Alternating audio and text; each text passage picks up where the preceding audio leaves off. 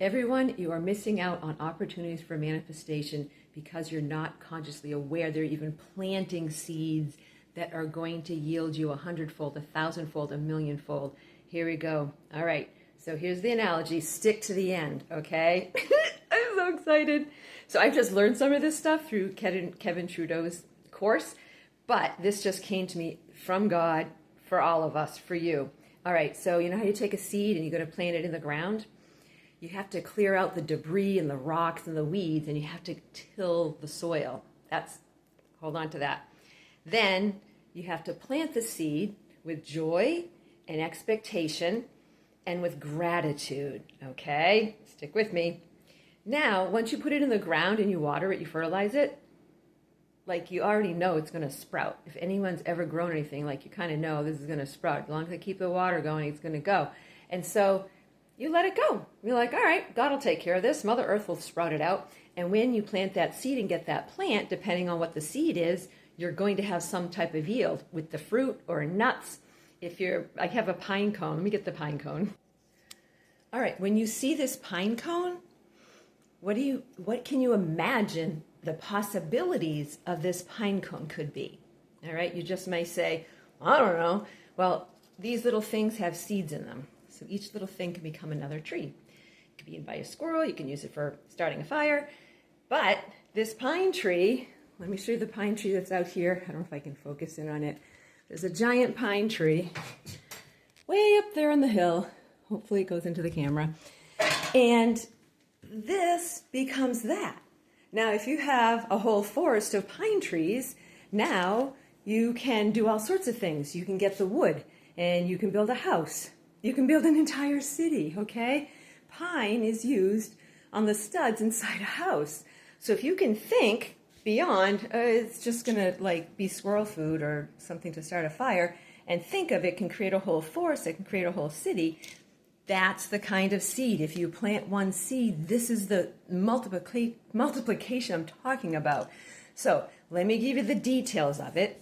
Let me grab my notebook. I'm just learning this stuff, and I've planted so many seeds that I didn't even put intentions into. All right, so let me get the specific instructions, because I know you've already planted seeds, and now you have to be aware of seeds you're going to be planting so that you can expand in whatever area of life you want, relationships, money, whatever it is. Okay, let me get my notes. All right, so first step is you got to get rid of your fears. Your fears are holding you back from manifestation, and here's why. In our DNA, if you're middle class, lower class, I'm in middle class, guess what? We come into the world, we're conceived actually from our parents, and they have some sort of trauma. And I can tell you right now, it can be scarcity, it can be physical trauma, sexual trauma, any sort of trauma, any anxiety, anything that isn't of love. And that gets into your body. It's in your DNA, gets stuck in your body, and you got to get rid of it.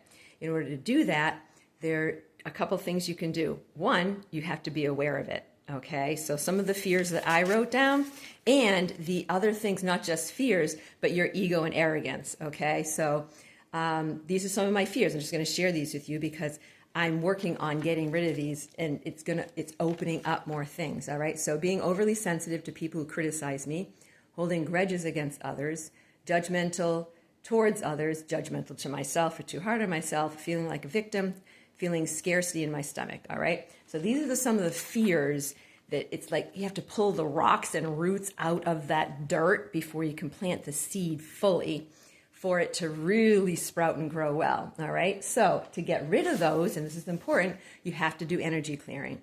So there's a couple of things I recommend. One is called a Callahan technique. And you can get that on the internet. So Callahan technique, it's called tapping, okay? It's, let me get the exact words. Thought field therapy, and it's a tapping system. Look up Callahan, you'll find this. And you have to, when you have one of those fears, there's a whole system of tapping where you tap and say certain words to get rid of that energy that isn't even you. It's stuck in you, and it shows up kind of on energy as like a black cloud. That's kind of hanging over you. I already did a video on clearing out the energy physically. You can also do a clearing Paul Wyrostek. does energy clearing. He's in the UK. It's very inexpensive. It's 99 euros, I think it is. Connect with him. It doesn't take that many sessions. He will clear your energy so you can have abundance come in. You can have relationships. You can heal, okay? You've got to clear this energy out. And the goal is so that you can feel good and feel better and better and better. You should be happy and content, all right? That's the first thing, clearing out those energies. And you may have to remove it physically through massage, fascia release, and then Jean-Pierre Barral, Barral, he's in France. He has clinicians all over the world who will physically put your organs internally. This is like an external manipulation thing. I just did a video on that. Check it out. Now, the seeds I'm talking about are giving, all right? And giving means a whole slew of different things. Let me explain what that is. All right. Only if you have it, you're going to give 10% of your income. If you're struggling, you're not going to give 10% of your income. All right. That's one seed. Smiling at someone, volunteering. I just fed the crows. That's a seed that I've planted. It's a little thing that's going to help them a lot, but I put an intention with it. All right. So I put an intention. That's the planting of the seed of something I would like. So let me give you some examples of what you could like. A relationship with somebody. You want a car, you want a house, you want material things. It could be anything. You want peace of mind or peace of heart. You want to have greater spiritual gifts, greater insights. Any of these things. You want a more peaceful life. You don't want to work as much. You want to be at home and you want to relax and you want to play more. Those are all the intentions you would plant with this seed. Okay? So you plant the seed of giving someone a smile, or going to help someone shovel. You do that with joy, okay? So when you're giving money, you're doing it with joy and excitement and anticipation that this is an intentional seed you're planting and you're going to get a harvest from them. And if anyone has a Christian background, this is exactly what Jesus was talking about, all right? I mean, other seeds to consider is just being kind and loving to someone, saying hi to a stranger on the sidewalk. I give food to people who are begging on the side of the road. I don't give out money to them. You know, so it could be anything. Those are seeds. And I'm sure you've been doing them. I'm sure you can think right now, oh my gosh, I helped so-and-so move last weekend. Or I shoveled the lady's sidewalk before. Something. I know you're doing stuff because you all have hearts that are full of love. And it could be even for your children. But doing it anonymously is really important, okay? You're not going to boast about what you've done. It's kind of a secret. It's a secret planting of the seed. So when you plant that seed and do that kind act or give something, that's the seed that's going into that really cleaned out, well fertilized ground. Now, when you plant a seed and once it's in there, you water it. You might have to weed a little bit, but then you just kind of, you're like, thank you.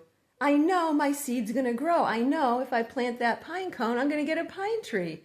If I wait long enough, that pine tree is going to go into a forest. You see where I'm going with this? Okay. That's where we're missing out on the manifestation thing, and this is what we weren't told before. It has to be done with intention. You plant that seed with intention with something that you want. And you're like, well, that sounds kind of manipulative. No, it's not. That's how it's meant to be. You're doing it with joy, you're doing it with expectation, and you're doing it in secret, okay? And then you're going to thank God right now. Thank you, because guess who's bringing it to you? God, right? Through the earth. That's where it's coming from. And be thankful, and then just go about your day, working on your self-care, working on loving yourself more, working on loving other people more, okay? Less judgments of you and yourself, less judgments of others. Love and peace are the name of the game. And the more seeds you plant with intention, with gratitude, with expectation, with joy, knowing there's going to be a harvest. All right? When you plant the garden, stuff's going to sprout. When the ground and elements are right, and that's you have to get right. That's me. Each one of us has to get right, which means we can't be a victim. You can't be angry with other people. You have to get into your right mind and not let anything affect you whatsoever. That's the good ground. And when you plant those seeds, they are going to sprout, and there is going to be a harvest. And the thing you plant doesn't necessarily have to be anything with what you're trying to manifest. All right? If I, go shovel somebody's driveway and intentionally know that I'm shoveling the driveway, I could say, you know what? I'm going to plant this seed with love and joy. And you know what I'd like for a harvest? I would like to reap $10,000. And you just put that out there. Then you let it go. And it's up to the universe, God, to bring that to you.